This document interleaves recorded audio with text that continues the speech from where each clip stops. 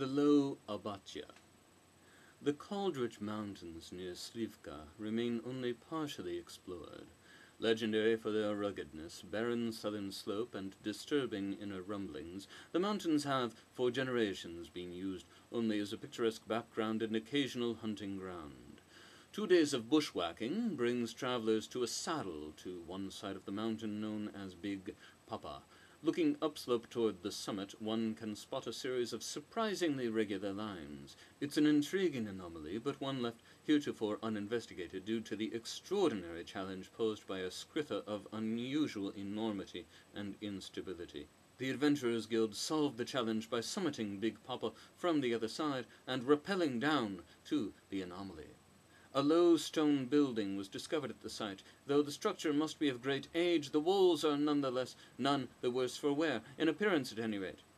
If the structure ever possessed a roof, no evidence of it can now be discerned. In most places, a man of average height can stand at one wall and smile at a friend of similar height beyond the wall opposite. Openings at ground level appear to be doors, though none are taller than a man's waist. Smaller, diamond-shaped openings appear to be windows. A thorough investigation of the building has indicated that it was once divided by wooden walls and posts into very small rooms, or cells. These rooms have led us to call the structure an abatya, though, in fact, we cannot be sure of its original use.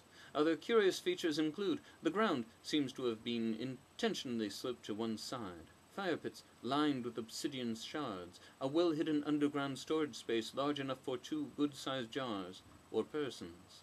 What puts the Low Abatya on our list, though, is what happens there at night. Should a traveler decide to camp within the walls of the structure, they will find their sleep disturbed by nightmares of such a nature as to impel them from the structure in full-throated terror. Those thus affected steadfastly refuse to re-enter, display such signs of perturbation as trembling, stammering, hair loss, blind lashing out, and the wholesale loss of sphincter and bladder control, yet, too, seem to lack any ability to describe what nocturnal visions were responsible for their horrified initial reaction and lingering dysfunction. Naturally, we endeavored to find out what would happen if a victim of nightmaric distress was tied up and forced to re-enter the Low Abatya. All three experiments conducted to the time of this writing resulted in the mysterious disappearance of the confounded one. Indeed, nothing was left but the ropes used to bind them and several small bones, likely from the ears. The curious are encouraged to give the Low Abatya a good look. Although the Adventurers Guild has left sturdy climbing ropes enabling ascent from the saddle via the skritha, the journey is somewhat arduous and should only be attempted by the physically fit. A visit in summer is especially recommended when large fields of wildflowers turn the slopes surrounding the Low Abatya into a colorful, fresh-scented wonderland. The Shipwreck by Starlight. Okay, so off the coast of that coastal Finnish city, that the big one that isn't Sulfiz is this thing in the water. It's a ship, and it's wrecked, and it's sunk in the water. Only here's the thing, it's not there most of the time. It's only there when you see it in the starlight. So if it's day, you can't see it, and if it's cloudy or whatnot, but when it's starlight at night, then you can see it completely. It's a big ship, and it isn't Finnish, or modern Finnish anyway. And maybe it's from some neighboring group, but since the Fen conquered or annexed all of them, then it's hard to be sure, because that was so long ago, and they started doing everything like Fendley. So you can go see it if you want. It's not super hard to get out there. And you can definitely dive down under the water and touch it if you want, but there are sharks, so be careful. If you go inside, you can see skeletons that were the people who died on the ship when it was shipwrecked, so you can touch it and all. But nobody can take anything from the shipwreck. It's like all magic stuck together, kind of, so you could drop a big rock on it or whatever and it wouldn't work. So you should maybe go. And if you do, get an Adventurers Guild guide to take you there from a guild house. The Hanging Trees. If you find yourself in need of a safe spot to rest and don't mind sharing it with uncounted ghosts, the Adventurers Guild has just the place for you. First step, get your ass to Ryscott. Second step, pretend upslope is north, downslope south, and head east. Third step, keep at it. Fourth step, keep an eye out for trees. They'll stick out because everything else is bamboo, and because each has a long vine growing around and squeezing the life out of its host. Fifth step, look closely at the vines. They look just like hangman's nooses. Sixth step, give yourself a hand because you've already been walking through Wadred territory for about a day, and they are hostile to the Elenmoth, and not much kinder to anyone else. Seventh step, be calm, because the Wadred never, ever come into these trees unless they're going to kill themselves. Eighth step, keep an eye on the nooses. Here's what you will see. The nooses swing slightly, even when there is no wind.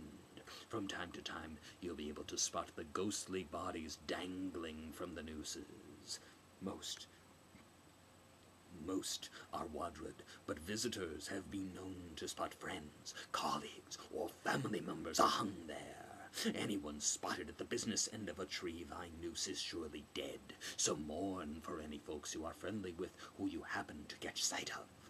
You'll be pleased to know that the ghosts don't bother you at all unless you damage a vine or a tree. Then they'll swarm out of the trees and kill you. That's precisely the sort of thing you'd imagine a suicidal person might do. Heck of a way to go out. As it turns out, though, suicidal Wadred only go the obvious route, hanging themselves by the neck until dead from one of the nooses. The hanging trees are spooky and may not be appropriate for the young, infirm, or easily frightened. On the other hand, they're not too hard to get to, and if you don't go abusing the flora, you'll be quite safe there. A great spot to rest up, recoup, regroup, study, or take a special someone with dark kinks, if you know what we mean. The Seven Hells. What could be more relaxing than a good long soak in a hot bath?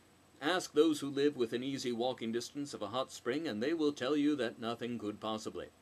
Bubbling hot, perfectly clear water emerges from the ground, fills pools, and can be diverted to baths or into homes for heating or cooking. It comes all year round without fail. At least, that is how we most often think of hot springs. But there is another sort, just as hot, but far less clear.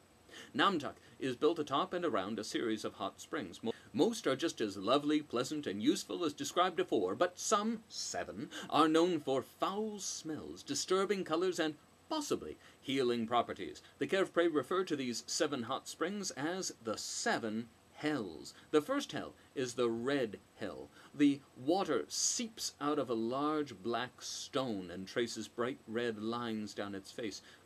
Drops collect in a roughly 1 meter diameter circle on the floor, where it reflects back at you in a bloody, grainy, bitter-smelling perversion of reality.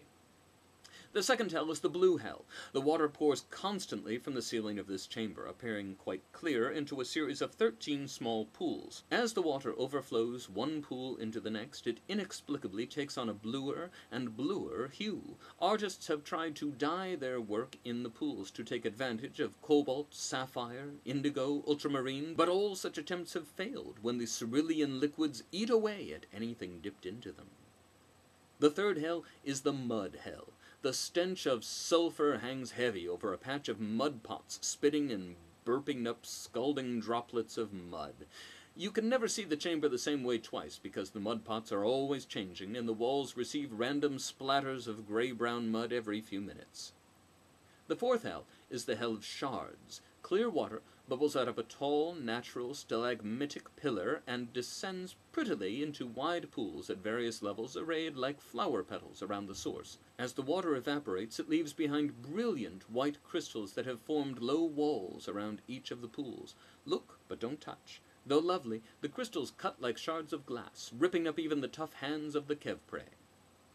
The fifth hell is the hell of bones. A wide pool seems quite undisturbed and uninteresting. Peer into the clear water, though, and you'll find the bottom quite covered in bones. Identified bones include those of Kevpray, whales, and bears. Many bones cannot be identified. This is a sacred spot for many Kevpray. Truly exceptional members of their society are sometimes flung into the hell of bones. Postmortem. The sixth hell is the Hell of Milk. It's hard to understand why this pond qualifies as a hell. The water is exceptionally viscous and white. Though hot, it is not foul-smelling or especially dangerous to poke about. Indeed, Kevpray collects small amounts of the milk each day for use as a beauty agent. Prices are absurdly high. The seventh hell is the Curtain Hell. Though tucked well back in a cave, far from the sky, the ever-churning waters of the Curtain Hell luminesce in a manner reflecting the bright curtains of color that light up the sky over the Kevpray nations. The obvious connection between the body of scalding water and the night sky is as inexplicable as it is undeniable. A word of warning. Some visitors report feelings of vertigo after observing the Curtain Hell's light show at length.